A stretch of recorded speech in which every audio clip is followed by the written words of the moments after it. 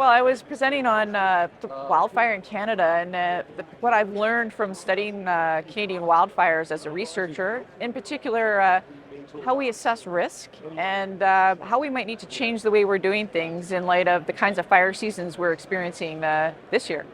A lot of the fundamentals on how we approach risk and assessing fire risk, they're easily transferable to other geographic areas. And so the core fundamentals and the methods that we're using, they can apply to any location, that, regardless of the types of fuel.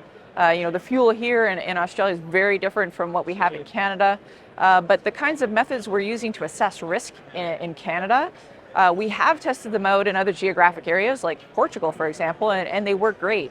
So, some of the fundamentals are quite transferable. It's really fascinating that, in the business literature, when business executives are doing, MBAs or receiving training on how to make high-stakes business decisions, they're getting this message about these traps.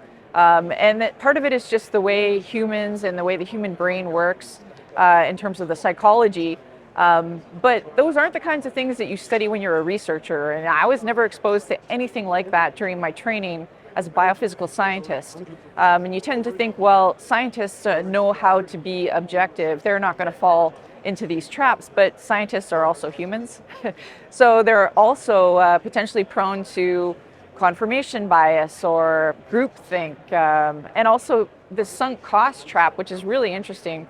As a researcher, you develop methods and models and you publish papers, and there is this, I guess, pressure to continue to support that legacy of your work. And I think it's quite hard for people to admit maybe we need to do things differently and move away from that. We have to be open to doing things differently, looking at problems in different ways through different lenses. We don't have time to continue doing things the same way.